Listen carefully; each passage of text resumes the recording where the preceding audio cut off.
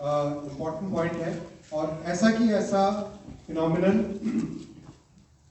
Pulses और fibre crops में भी है, जहां पर क्रॉप्स लिए गए तूर, मूंग, उड़द और कॉटन।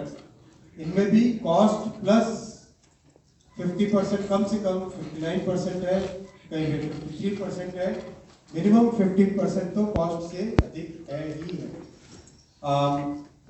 तीसरा ग्रुप है क्रॉप्स का, ये है ऑयल सीड्स। ऑयल सीड्स में groundnut, sunflower seed, soybean yellow, sesame seed और नाइजर सीड।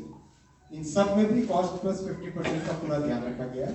बहुत महत्वपूर्ण साथियों, क्योंकि किसानों को उनकी उपज का एक उचित मूल्य मिले, इसके लिए मोदी सरकार प्रतिबद्ध है और 10 वर्षों में इस प्रतिबद्धता को बहुत अच्छे तरीके से डेमोन्स्ट्रेट किया है। अगर आप तब की बात और अब की बात देखें, 2004 से 14 का टोटल आप पीरियड लें और 14 से 25 का पीरियड लें, आप देखेंगे एक एक क्रॉप पे पैडी 3 गुने से भी ज्यादा। जहां 4,44,000 करोड़ था, वहां 14,16,000 करोड़ दिया गया किसानों को इस पीरियड में। वीट, गेहूं में 2,56,000 की जगह 5,65,000 करोड़ दिया गया, यानी 2 गुने से ज्यादा। पल्सेस, दालों में मात्र 1,900 करोड़ देते थे तब के समय में, अब है 98,000 करोड़, 51 गुना ज्यादा, 51 गुना ज्यादा, बहुत बड़ा नंबर है। ऑयल सीड्स में भी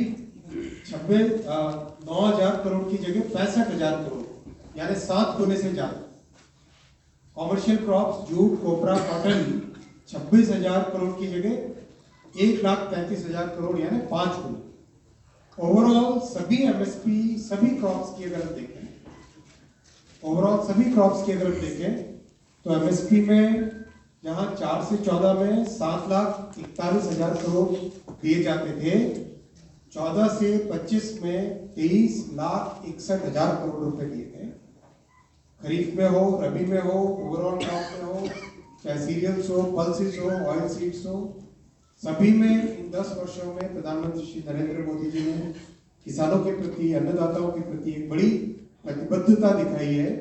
made significant increase in the MSP, committed to making the MSP 50% more than the cost of production, and the absolute amounts which have been given have been significantly higher than the amount given during the previous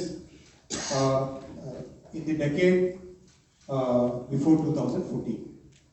So that's a very big change जो इन 10 वर्षों में देखा गया।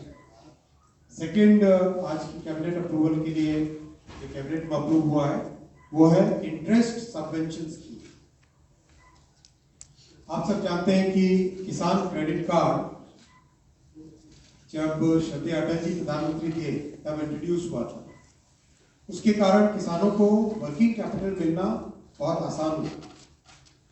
आराम से बहुत ही किसी भी फाइनेंशियल इंस्टीट्यूशन में, बैंक में, कोऑपरेटिव बैंक में, इनमें सब में जाके एक आसानी से लोन मिले, आसानी से वर्किंग कैपिटल मिले, वो व्यवस्था बनी। और उसके कारण बड़ी मात्रा में किसान जो एक इनफॉर्मल सेक्टर था क्रेडिट का, उनके चंगुल से बाहर आए और इंटरेस्ट सबवेंशन स्कीम के जरिए से किसानों की कॉस्ट ऑफ वर्किंग कैपिटल को कम किया। The cost of working capital has been reduced by having this interest subvention scheme. Effectively 4% पर 2 लाख रुपए तक का लोन मिले, किसानों को कैपिटल मिले, वो ध्यान रखा गया है इस स्कीम में।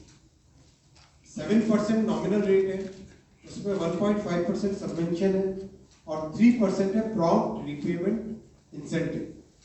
इफेक्टिवली जो निकला है उसमें यह है कि करीब 4% पे किसानों को 2 लाख रुपए तक का लोन मिलता है। 449 बैंक्स और फाइनेंशियल इंस्टीट्यूशंस इस स्कीम में जुड़े हुए हैं। एक पोर्टल है, बहुत ही ट्रांसपेरेंट तरीके से इसमें काम होता है, and this has really made a very big difference in the lives of farmers. Farmer अपने खेती के लिए बीज हो, सामान हो, फर्टिलाइजर हो, वेयर हाउस में रखने के लिए जो किराया चाहिए वो हो, कुछ भी जितने भी किसानों के जो मेजर एक्टिविटीज होती हैं उन सब के लिए जो कैपिटल चाहिए वो कैपिटल इसमें होता है। इसमें जो ओवरऑल बेनिफिट मिला इन 10 वर्षों में वो भी अगर आप देखें तो करीब करीब 7 करोड़